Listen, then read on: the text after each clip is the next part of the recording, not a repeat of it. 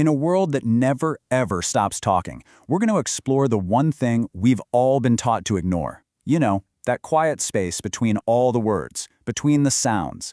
It's a place of some serious power and mystery. So let's get into the psychology of silence. It seems like a pretty simple question, right? But just take a second. When you think of silence, what's the very first thing that pops into your head? For most of us, it's probably this. We think of silence as just the gap. It's the empty space where a sound should be. For centuries, that's what science and philosophy thought too, that it was simply a failure to hear anything. But what if that's all wrong? What if silence isn't an absence at all?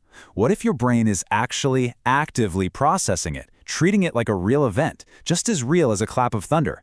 Because that one little idea, it changes absolutely everything. Yeah, the traditional view was pretty clear-cut. Our ears and brain are here to process sounds, things with pitch, loudness, and timing. Silence was just the background, you know? It was the canvas, but it was never, ever the painting itself. Well, this is where it gets really interesting. The modern view is something called perceived absence. And what groundbreaking research is starting to suggest is that our brains have a special way of detecting when a sound stops.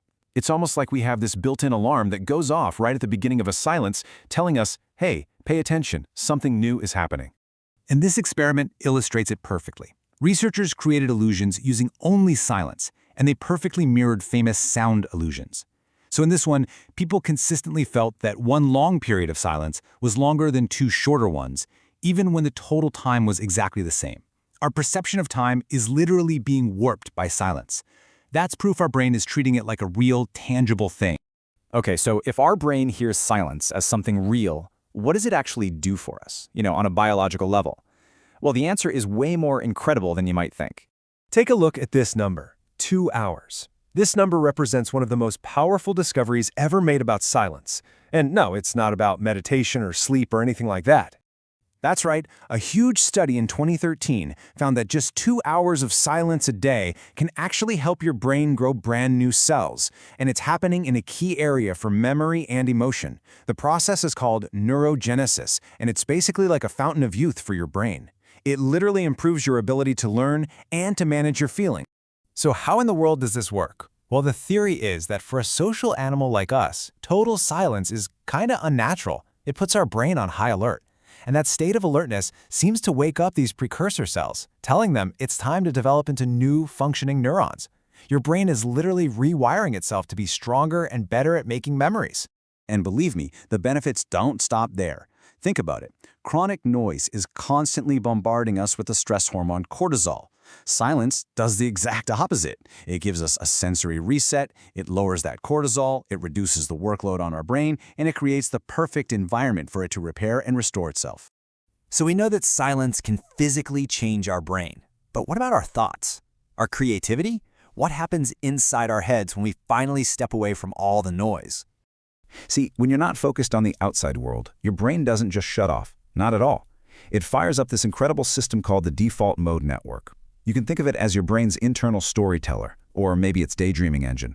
And silence? Silence is the key that starts that engine. So, and this is so important, this default mode is where some of our most important thinking actually happens. It's where we make sense of our lives, where we connect the dots from our past, and where we have those amazing aha moments of creativity. A wandering mind isn't a lazy mind. It's a mind doing the deep, reflective work that noise is constantly interrupting. Okay, so let's get into this, because silence isn't just something we experience when we're alone. It's this powerful, and honestly often misunderstood force in our relationships. It can say so much more than words ever could. New research has actually started to categorize the different kinds of shared silence. First, there's that beautiful, easy, intrinsic silence you share with someone you trust completely. Then there's anxious silence, that tense feeling like you're walking on eggshells. And then there's hostile silence, when it's used as a weapon. You can feel it, cold and heavy in the air. This quote from the elite researcher just nails it. That shared, comfortable quiet, that feeling of being alone, together, it's tied to these peaceful, relaxing emotions that strengthen a bond in a way that just constantly talking never could. But it is so important to understand this difference when things get tense. Stonewalling. That's a defensive reaction. Imagine you're in a heated argument and your brain just overloads. You can't think straight. Your body goes into survival mode and you just shut down. That's stonewalling. The silent treatment, though, that's totally different. It's a deliberate choice to punish and control someone. It's a way of saying, I'm going to ignore you until I get what I want. One is a system overload, the other is a weapon. So, after hearing all this, the power of silence, for our brains, our minds, our relationships, the big question is, how do we actually find it? How do we get it back in a world that's louder than it's ever been? Well, first, we got to be honest with ourselves. For a lot of us, silence can feel really, really uncomfortable. Why? Because it strips away all the noise we use to avoid our own thoughts and feelings. But if we can learn to just sit with that discomfort, it can turn into this rare opportunity for some real self-exploration.